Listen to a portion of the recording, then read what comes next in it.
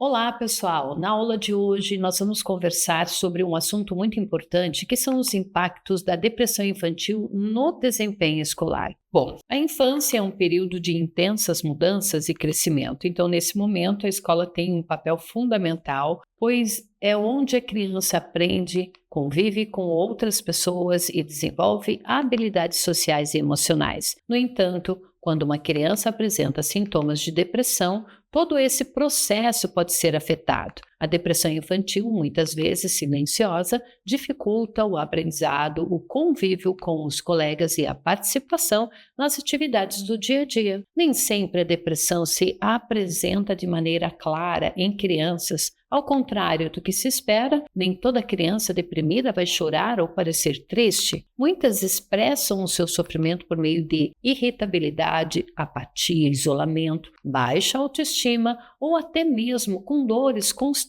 sem causa física aparente. Esses sinais podem ser confundidos com desinteresse ou má vontade e por isso acabam sendo interpretados de maneira errada por pais e professores. Essa confusão atrasa o cuidado necessário e aprofunda aí os problemas emocionais e acadêmicos. Bom, um dos primeiros sinais da depressão na escola é a queda no rendimento. A criança começa a ter dificuldades de concentração, esquece o que aprendeu, não acompanha a turma e realiza as atividades com lentidão. Isso não ocorre por falta de capacidade, mas porque a mente está ocupada com sentimentos de tristeza, angústia e desânimo. A criança tenta participar, mas não consegue manter a atenção, o que prejudica, na verdade, o seu desenvolvimento. Então, muitas vezes, ela nem entende exatamente o que está sentindo, apenas sabe que não consegue reagir como antes. Então, com o tempo, essa dificuldade se transforma em falta de interesse. Aquilo que antes era divertido, como brincar, pintar ou até participar de apresentações, deixa de fazer sentido. A criança se desliga emocionalmente das atividades escolares. Ela está ali, mas não se envolve. Isso é o que chamamos de evasão emocional. Quando esse afastamento não é percebido, o sofrimento aumenta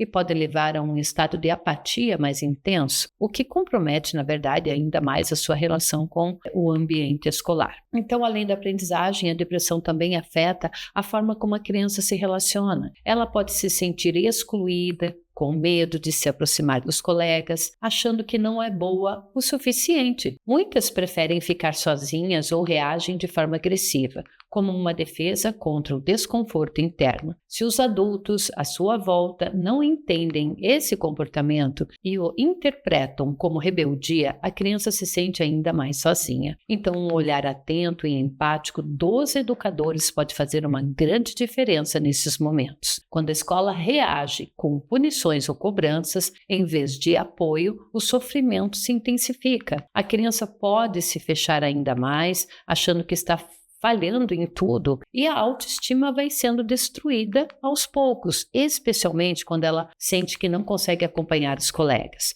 Isso leva à ideia de que não é capaz e nunca será. A consequência é o desânimo, o medo de tentar e a recusa em aprender. Por isso é tão importante que os profissionais da educação saibam identificar esses sinais e atuem com acolhimento e sensibilidade. Nesse cenário, o papel da família também é muito importante. Crianças que vivem em lares marcados por conflitos, violência ou instabilidade emocional têm maior risco de desenvolver depressão. Quando a escola se torna mais um espaço de pressão, o quadro se agrava. É fundamental que a escola funcione como um lugar de escuta, proteção e apoio. Professores atentos, carinhosos, que podem ajudar a resgatar o vínculo da criança com o aprendizado e com as pessoas ao seu redor. Então, pequenas atitudes como uma palavra de incentivo, um gesto de carinho, podem restaurar a confiança e fazer a diferença no dia dela. Nós vamos encerrar a nossa aula. Aprendemos aqui que a depressão infantil pode afetar profundamente o rendimento escolar, o comportamento e as relações da criança. Mais do que aprender conteúdos, ela precisa sentir-se acolhida e compreendida. Certo, pessoal? Até a nossa próxima aula.